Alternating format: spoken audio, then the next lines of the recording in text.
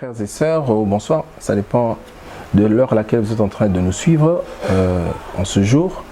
C'est un jour spécial, vous savez, un jour très spécial pour les chrétiens, parce que le jour d'aujourd'hui, c'est le jour où les chrétiens du monde célèbrent la résurrection du Christ, Jésus qui est mort, et tout le monde a vécu, du moins pour ceux qui ont été sur place à Golgotha, ils ont vécu sa mort. Et ils ont été choqués pour constater que quelqu'un d'aussi puissant, quelqu'un d'aussi grand, quelqu'un qui a vu Dieu faire des choses extraordinaires dans sa vie, mourir de cette manière, au milieu des voleurs. Et quelques temps après, 3 jours après, quelques personnes sont venues raconter une histoire rocambolesque pour dire au monde que ce monsieur était ressuscité d'entre les morts 3 jours après. Le passage d'aujourd'hui sera dans le livre de Jean, Jean chapitre 20. Je lis le livre de Jean chapitre 20, je commence à partir du verset 15 jusqu'au verset 16. Jésus lui dit, « Femme, pourquoi pleures-tu? Qui cherches-tu » Elle, pensant que c'était le jardinier, il lui dit, « Seigneur, si c'est toi qui l'as emporté, dis-moi où tu l'as mis et j'irai le prendre. » Jésus lui dit, « Marie », elle se retourna et il lui dit en hébreu, « Rabouni », qui veut dire « maître ». En fait, là, je suis en train de parler d'une personne, Marie de Magdala, et j'étais en train de lire juste un extrait sur elle, une femme extraordinaire, et c'est en fait elle qui a été la toute première personne à découvrir que Jésus était ressuscité d'entre les morts. Cette femme qui est venue, en fait, le 3e jour, très tôt le matin, nous dit la Bible, avant même que le soleil ne puisse apparaître parce qu'il faisait encore noir, et elles se sont entendues ensemble. Il y avait elle, il y avait la maman du Christ aussi, et pour aller en fait embaumer encore une fois de plus le corps du Seigneur, parce qu'en fait dans la coutume juive il y avait ils ont plusieurs manières de pouvoir faire ces embaumements, parce que vous vous souvenez, le jour où il était mort, il y avait 2 personnes qui ont réussi à prendre son corps. Il y avait Joseph d'Arimathée et il y avait Nicodème. Ces 2 personnes qui étaient des personnes prestigieuses dans la coutume juive. Il y avait un même qui était membre du Sanhédrin, qui est parti demander son corps auprès de Pilate. Et là, je suis en train de parler de Joseph d'Arimathée, qui est revenu, et ensemble avec Nicodème, ils ont réussi à mettre, à embaumer le corps du Christ, et ils l'ont enterré dans une tombe qui n'était pas loin en fait de Golgotha, là où Jésus était mort, une tombe en pierre. Et 3 jours après, en fait pour eux, ils ont réussi à faire ce qu'ils devaient faire. C'était en fait 3 femmes qui sont venues avec beaucoup de foi. Moi, je donne toujours cette image-là pour essayer de nous faire voir comment est-ce que on peut avoir une foi jusqu'à pouvoir croire à une personne qui soit morte. Ça me révolte, et ça... Non, je manque des mots pour pouvoir expliciter cela. Ces femmes qui se réveillent très tôt le matin, elles sont en train de partir au cimetière, là où on a enterré le Christ pour embaumer. Étaient-elles en train de dire, mais comment elles allaient faire pour enlever la pierre? Parce que cette pierre-là, c'est une pierre lourde. Qu'est-ce qu'elles étaient en train de penser? En fait, pour nous dire que dans leur tête, il n'y avait pas autre chose que faire du bien à une personne. Mais comment pouvait-elle penser faire du bien à une personne qui était déjà morte? Ce Jésus dont on parle, Jésus était mort. C'est vrai qu'il croyait en Jésus-Christ quand il était en vie. C'est vrai qu'il puisse aider Jésus-Christ quand il était en vie. Mais Jésus était mort. Vous direz peut-être que quelque part, elle savait que Jésus allait ressusciter. Mais non, personne ne croyait que Jésus allait ressusciter. Déjà même que le disciple, quand Jésus était ressuscité, il ne croyait pas. Et celle-là qui n'était pas plus rapprochée que les 12 qui étaient avec le Christ, comment pouvait-elle avoir aussi une foi aussi grande que ceux qui étaient à côté de lui? Mais c'est cet amour que le Seigneur nous demande de pouvoir avoir. Aimer quelqu'un pas à cause d'un intérêt. Aimer quelqu'un parce qu'on veut faire du bien à une personne. Ce n'est pas parce qu'on est en train de faire du bien parce qu'on sait qu'en retour, la personne nous rendra le même bien. Non, mais on aime une personne et c'est un vrai amour qui vient du fin fond de notre cœur. Mes chers frères et sœurs, nous entendons par là que c'est extraordinaire pour les chrétiens de pouvoir penser selon que le Seigneur nous demande de pouvoir faire du bien aux autres, et qu'à chaque fois qu'on le fait, on ne le fait pas pour que ces personnes puissent nous rendre. Et c'était l'esprit qui émaillait en fait toutes ces femmes qui étaient en train de venir, sans même pour autant penser comment est-ce qu'on va faire pour pouvoir ôter cette pierre. Qui va nous aider pour ôter cette pierre? Et je crois que tout au départ, si elles avaient pensé ainsi, elles ne seraient pas parties. Et c'est là où c'est important dans la vie de foi, de pouvoir aller faire les choses que le Seigneur nous demande de faire sans pour autant trop réfléchir. Et ça, c'est extraordinaire. Elles sont arrivées et elles ont remarqué que Jésus était déjà ressuscité. Et elles sont rentrées, elles ont fait le rapport aux autres. Et les autres sont venus, là on parle de Pierre et de Jean. Et il lui dit que l'un a couru beaucoup plus vite, il est arrivé mais il n'est pas entré. On parle de Jean. Mais Pierre qui est venu un peu plus tard, parce qu'il était un peu plus âgé que Jean, il est entré. Mais après, ils étaient tous partis.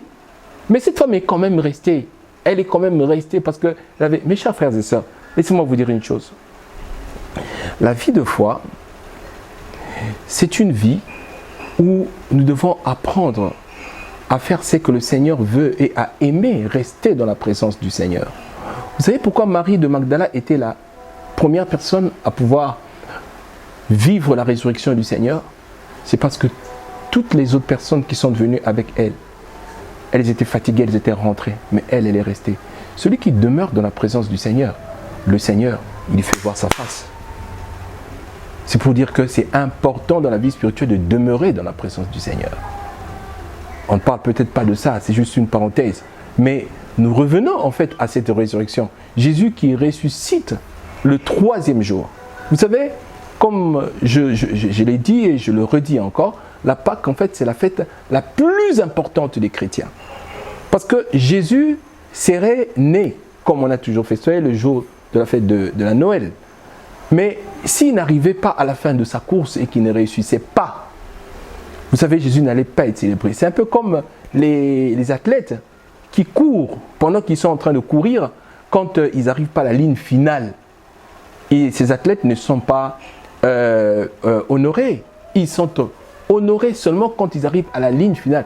Et Jésus est arrivé jusqu'à la ligne finale. La ligne finale, c'était quoi? Ce n'était pas le jour où il a commencé à courir, le jour où il était né. Ce n'était pas le jour de la Noël, mais c'était le jour de la fin, quand il a réussi sa mission, quand il a crié sur la croix, il a dit que tout était accompli. En grec, ça veut dire tétélestai, qui veut dire que toutes les choses ont été faites exactement comme il en avait reçu les prescriptions de la part de son Père. Et c'est ce jour-là où nous sommes devenus des personnes valeureuses. Et ce jour-là où nous avons eu le pouvoir sur le diable.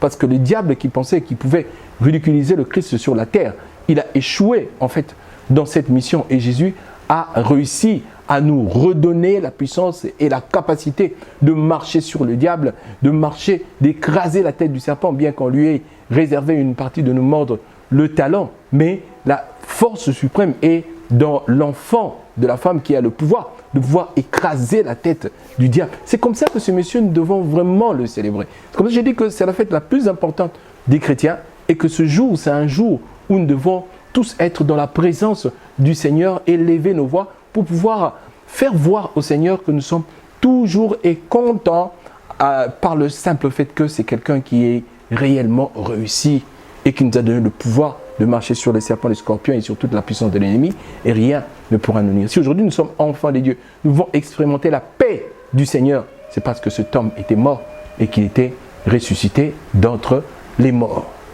Ainsi donc, je voudrais que nous puissions prier ensemble pour que nous puissions, ce jour puisse être un jour particulier, un jour spécial, où nous n'allons pas seulement célébrer le Seigneur, mais où nous allons devoir comprendre que cet homme a fait une expérience qu'il avait apprise, nous dit la Bible, dans le livre des Hébreux, ici sur la terre, et il a réussi. Et si lui, il a réussi, c'est que nous pouvons aussi réussir. C'est que toi, tu peux réussir. C'est que la maladie n'a pas la force et la puissance sur toi. C'est vrai que le diable est puissant, mais lui, il est le tout-puissant. Comme les anglophones disent, the Almighty God, le tout-puissant.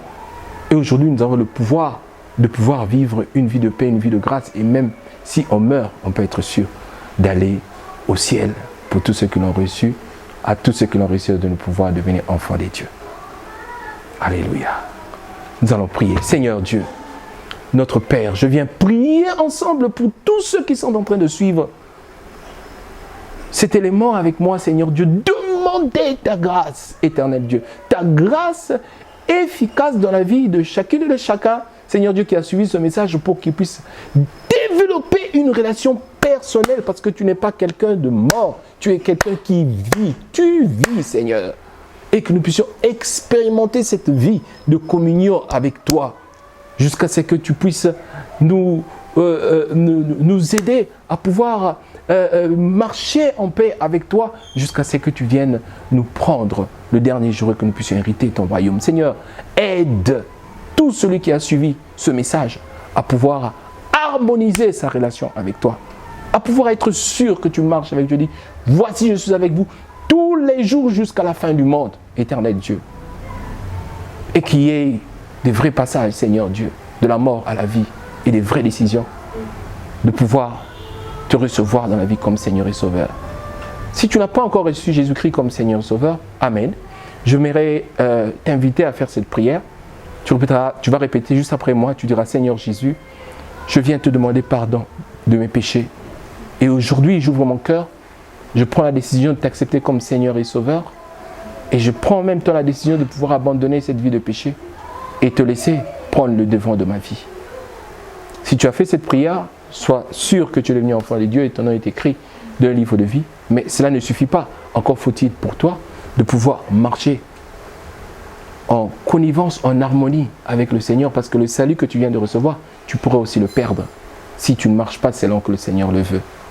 Cherche une église qui est à côté de là où tu restes. Sinon, si tu n'as pas, il y a le numéro qui va apparaître juste au bas de l'écran où vous pourriez nous appeler et on pourrait vous orienter à pouvoir expérimenter cette nouvelle vie chrétienne. Encore une fois de plus, que Dieu vous bénisse. Merci.